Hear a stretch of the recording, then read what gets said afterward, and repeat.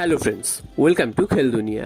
মোহনবাগানের জন্য চলে এলো আরও একটা ভালো খবর, সেটা হচ্ছে আজকের উড়িষ্যা এফসির সাথে চেন্নাই এফসির খেলা ছিল। তো সেই খেলায় অবশ্যই তোমরা জানো যে উড়িষ্যা এফসি যত পয়েন্ট লস করবে মোহনবাগানের জন্য তত ভালো। তো সেই খেলায় প্রথমেই কিন্তু উড়িষ্যা এফসি গোল খেয়ে যায়, 7 মিনিটের মাথায় অঙ্কিত মুখার্জির করা গোলে এগিয়ে যায় চেন্নাই। এবং তারপর কিন্তু গোটা প্রথমার্ধে কিন্তু উড়িষ্যা অ্যাটাক করলেও চেন্নাইয়ের অ্যাটাকও ছিল কিন্তু অনেক বেশি।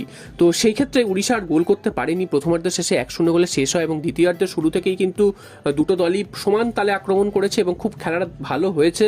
এবং একটা সময়ের পর চেন্নাই কিন্তু প্রচুর আক্রমণ করছিল, তবে খেলার গতির বিপরীতে এসে উড়িষ্যা একটা কর্নার পায়, সেখান থেকে কিন্তু রয় কৃষ্ণা গোল করে সমতায় ফেরা 1-1 করে দেয়। এবং তারপর মনে করা হয়েছিল যে ম্যাচটা হয়তো ড্র করবে, তো ড্র করলেও মোহনবাগানের জন্য লাভ, কারণ উড়িষ্যা যত পয়েন্ট লস করবে মোহনবাগানের তত মঙ্গল। তো একদম খেলার অন্তিম মুহূর্তে ইনজুরি টাইমে সেখানে কিন্তু চেন্নাই এফসি গোল করে 2-1 গোলের ব্যবধানে জিতে যায়। এই জয়ের ফলে চেন্নাই এফসির যেমন সুবিধা হলো যে টপ 6-এ উঠে আসার ক্ষেত্রে, এবং উল্টো দিকে উড়িষ্যা এফসি কিন্তু যে এগিয়ে যাওয়ার একটা সুযোগ ছিল সেই সুযোগটা কিন্তু হারালো। অর্থাৎ উড়িষ্যা এফসির কিন্তু 35 পয়েন্টই দাঁড়িয়ে রইল, অর্থাৎ মোহনবাগানের থেকে দুটো ম্যাচ বেশি খেলে। এবং উল্টো দিকে মুম্বাই সিটি এফসি তারাও কিন্তু 35 পয়েন্টে রয়েছে, তারা কিন্তু একটা ম্যাচ কম খেলে রয়েছে উড়িষ্যা এফসির থেকে। তো মুম্বাই এবং মোহনবাগান এই দুটো দলেরই কিন্তু সব থেকে বেশি লাভ হলো আজকের এই ফলাফলে। তো এটা অবশ্যই মোহনবাগানের জন্য একটা ভালো খবর, এবং অবশ্যই মোহনবাগানকেও নিজেদের ম্যাচগুলো জিততে হবে, তাহলে কিন্তু এই সুযোগটা কাজে লাগবে।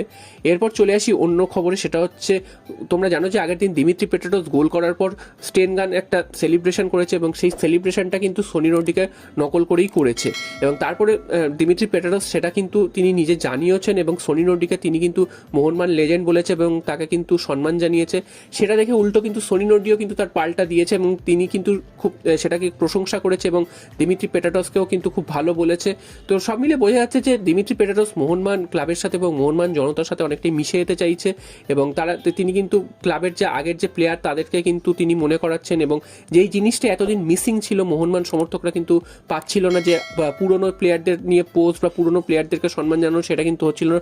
সেটা কিন্তু দিমিত্রি পেট্রাটোস একজন প্লেয়ার হিসেবে তিনি কিন্তু এই কাজটা করে দেখালেন, এবং উল্টো দিক থেকে সোনি রোডিও রিপ্লাই দিয়েছেন, এবং সেটা কিন্তু একটা সুন্দর একটা সম্পর্ক বা পরিবেশ তৈরি হয়েছে বলা যায় এই রিপ্লাইটার মাধ্যমে। তো এটা একটা ছিল খবর। এরপর চলে আসি আরও একটা খবর, সেটা হচ্ছে মোহনবাগান কিন্তু জামশেদপুর এফসি ম্যাচে একটা টিফো নামায়। সেই টিফোটাকে কেন্দ্র করে কিন্তু অনেকটাই কিন্তু শোরগোল একটা পড়েছে, কারণ টিফোটার মধ্যে এমন কিছু ছিল সেটা নাকি কিছু কিছু সমর্থকের সেটা ভালো লাগেনি, আবার কিছু কিছু সমর্থক তারা কিন্তু সমর্থনও করেছে। যদিও আল্ট্রাস যারা টিফো তৈরি করে তারা কিন্তু এই ধরনেরই টিফো তৈরি করে, এবং পৃথিবীর যে কোনো জায়গায় কিন্তু এই ধরনের বিভিন্ন রকম টিফো তারা তৈরি করে থাকে। অন্যান্য দলের যারা আল্ট্রাস রয়েছে তারাও কিন্তু এই ধরনের কাজ করে থাকে। তো সেক্ষেত্রে এই টিফোটা নিয়ে অনেকের মধ্যে সেন্টিমেন্টের লেগেছে, এবং যেটা মনে করা হচ্ছে যেটা আইএসএল কমিটি তারাও কিন্তু নাকি ব্যাপারটা ভালোভাবে নেয়নি, তারা কিন্তু একটা জরিমানা করতে পারে, এবং সেটা কিন্তু একটা বড় অঙ্কের জরিমানা। তো দেখা যাক শেষ পর্যন্ত এই টিফোর জন্য মোহনবাগানকে কোনো জরিমানা দিতে হয় কিনা। এর আগেও আমরা বিভিন্ন রকম টিফো দেখেছি এবং সেগুলো কিন্তু প্রত্যেকটাই প্রশংসা হয়েছে, যদিও এই টিফোটা নিয়ে একটু বিতর্ক সৃষ্টি হয়েছে, এবং দেখা যাক শেষ পর্যন্ত এই টিফো নিয়ে আর কোনো সমস্যার সম্মুখীন হতে হয় কিনা মোহনবাগানকে।